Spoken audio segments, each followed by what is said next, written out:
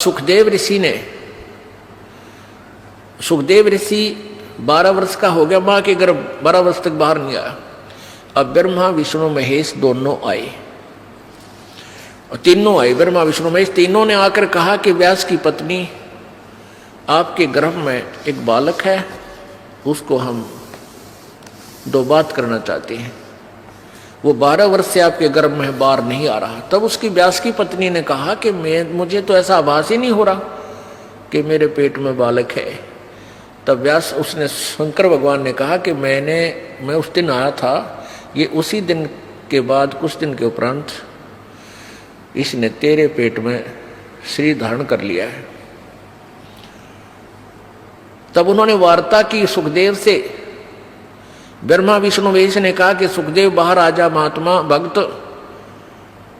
अब 12 वर्ष तक मां बच्चों को गर्भ में रखेंगी, ये हमारी परंपरा बिगड़ रही है भाई। 9 महीने मुश्किल हो जाते एक मां ने बच्चे को पेट में रखना, और ये कि तूने तो रिवाज बदल दी हमारी। 12 वर्ष तक अगर पेट में सारे रहने लागे तो समस्या पैदा हो जाएगी, तू बाहर आ जा।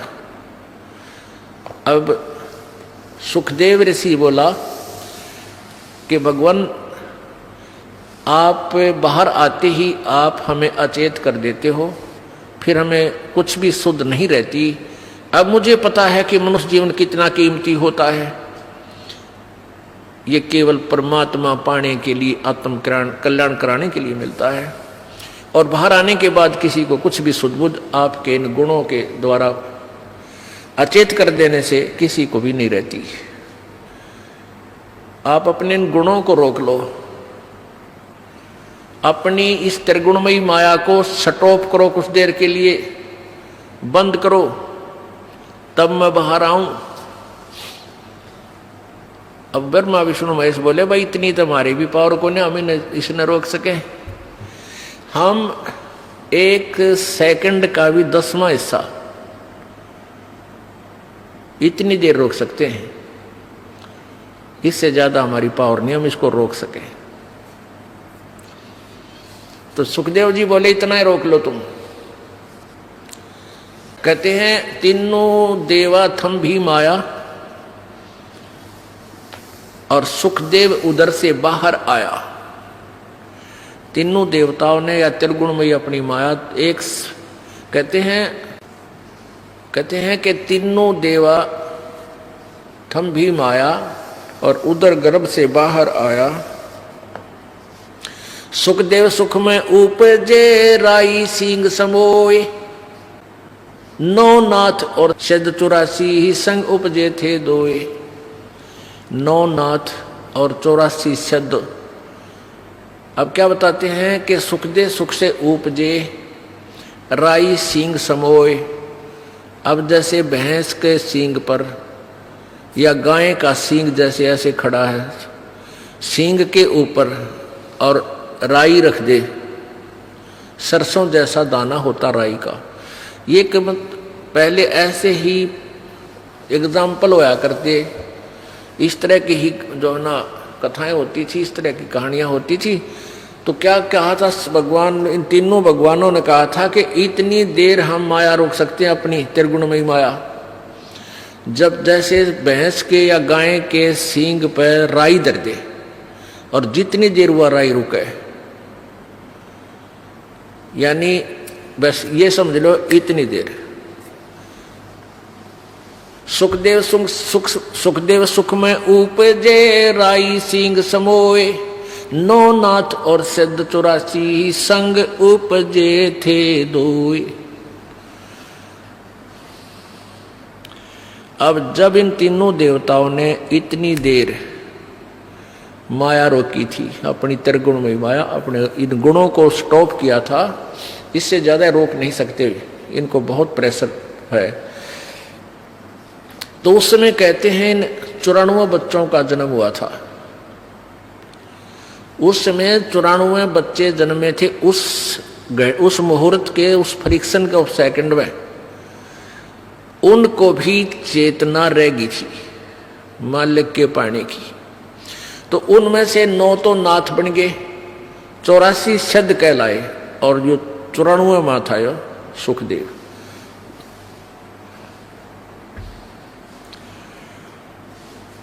तो सुखदेव जी बाहर आए उठकर अपनी कमर पर अपनी और नालियों की नो टांग के गेर के कंधे पर स्पीड खींच दी, चल पड़े।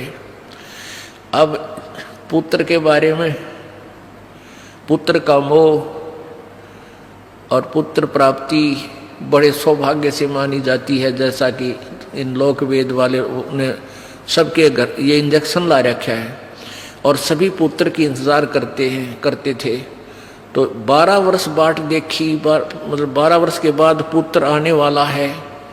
इस खुशी में व्यास जी फूला नहीं समावे, मेरा बेटा होगा, मेरा बेटा होगा। बेटा होया और बेटा उठ के चल पड़ा। तो व्यास ने कहा, अरे पुत्र, ए पुत्र, अरे एक बार सकलता दिखा देने कम में तू चाल पड़ा। तेरे लिए मैं 12 कितने दिनों से भटक रहा था, मैं हमारा पुत्र नहीं हुआ, क्या कोई बालक नहीं हो रहा था। तब पीछे से ही कहता है वो सुखदेव, एक लेवा एक देवा दूतम, कोई किसे का पिता नहीं पूतम, ऋण संबंध जुड़ा एक ठाठा, अंश में सब 12 बाटा।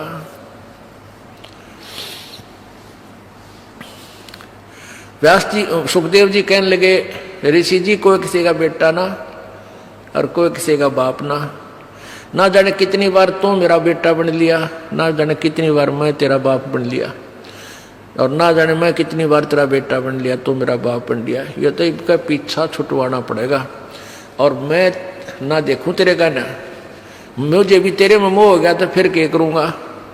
इसलिए ऐसे ही निकल गया, आकाश में उड़ गया थोड़ी दूर जाके। क्यों? व्यास पीछे पीछे चल रहा था, बेटा आ जा बेटा, एक बार। अब उसने आकाश में उड़ गया।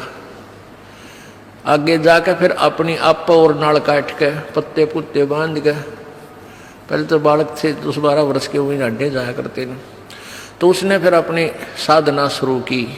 उस साधना से पिछले जन्म की बैटरी चार्ज से स्वर्ग में पहुंच जाता था सुखदेव ऋषि। यह स्वर्ग किसे कहते हैं? स्वर्ग एक रेस्टोरेंट होता है और वहां पर साहूकार, सेठ व्यक्ति, पैसे वाले, धनी ही जा सकते हैं, ना रेस्टोरेंट में गरीब व्यक्ति का नहीं जा सकता। जिस पर पूंजी को ना, जिसके पास पैसे हैं वो धनी है, वो किसी भी जाति वर्ग का है, यानी यहाँ किसी वर्ग से नहीं, धनी से मतलब है। तो जैसे यहाँ राम नाम के यानी सिद्धि भक्ति पुनों के जो धनी हैं वो स्वर्ग जाते हैं और स्वर्ग के अंदर अपने पुनों को अक्षीण करके फिर वापस आ जाते हैं। स्वर्ग एक रेस्टोरेंट समझ लो, एक होटल समझो। जैसे गर्मियों के दिनों में यहाँ हरियाणा, राजस्थान, उत्तर प्रदेश, पंजाब, मध्य प्रदेश आदि क्षेत्रों में भयंकर गर्मी पड़ती है मई और जून में। और जिसके पास कुछ पैसे हैं, एक्स्ट्रा सेठ है, धनी है, वो 2 महीने कुल्लू और मनाली हिली स्टेशन यानी पहाड़ी क्षेत्र में चले जाते हैं। वहाँ रेस्टोरेंट यानी होटल में कमरा किराए पर लेते हैं और वहीं खाना खाते हैं और 2 महीने 10-20 हज़ार रुपये जो वो लेके जाते हैं, उन 10-20 हज़ार रुपये को वहाँ खर्च करके और फिर वापस अपने कर्म क्षेत्र में आ जाते हैं जहाँ उनकी दुकान, बिजनेस, व्यापार है। और वहाँ 20 हज़ार रुपये अपने खा खर्चाए बर्बाद कराए। अब फिर नए सिरे से फिर माया जोड़ो, 20-30 हज़ार रुपये बच जावे तो फिर कुल्लू मनाली अगले वर्ष फिर गर्मियों में चले जाओ और फिर जेब कटवा के फिर वापस आ जाओ। तो कहने का भाव ये है कि ये स्वर्ग जो है ये एक रेस्टोरेंट है और वहाँ यहाँ के पुण्यकर्मी प्राणी ही यहाँ इकट्ठी की हुई माया, धन, पुण्य, उनके आधार से स्वर्ग जाते हैं। तो ये स्वर्ग पर जैसे प्रत्येक शहरों में रेस्टोरेंट होते हैं, होटल होते हैं, तो एक तो कॉमन स्वर्ग है जिसका राजा इंद्र है और प्रत्येक भगवान, जैसे भगवान ब्रह्मा, भगवान विष्णु, भगवान शिव जी की अलग से राजधानियां हैं, वहां पर भी एक स्वर्ग है। वो इस कॉमन स्वर्ग से भी अच्छा रेस्टोरेंट वहां अलग से है। सब जगह ऐसा उन्होंने अलग से अपना, जो इनके जैसे विष्णु जी के उपासक हैं वो विष्णु लोक में चले जाते हैं, वहाँ उनका रेस्टोरेंट बना रखा है, खाओ खर्चो मौज, यहाँ करो मौज। और फिर ऐसे विष्णु के उपासक विष्णु लोक में चले जाते हैं उनकी राजधानी में, वहां भी रेस्टोरेंट यानी स्वर्ग है। जो ब्रह्मा जी के उपासक ब्रह्मा के लोक में, देवी के उपासक देवी के उस रेस्टोरेंट में स्वर्ग में चले जाते हैं। देवी धाम पर बने हुए उस रेस्टोरेंट यानी स्वर्ग में। तो ये सुखदेव ऋषि स्वर्ग में जाता था, सशरीर चला जाता था, और वहां के व्यक्ति, वहां के जितने भी देव पुरुष थे वो उनकी बड़ा सत्कार करते थे, आदर करते थे कि भी बड़ा सिद्धि वाला व्यक्ति है, ऐसे इसे कलयुग में ना ऐसे समय में और उड़कर आ जाता है। एक दिन वो विष्णु जी के लोक में चला गया। कौन? सुखदेव। उसकी पिछले पनों की बैटरी चार्ज थी, पिछले पनों से उसके शरीर में वो सिद्धि शक्ति थी।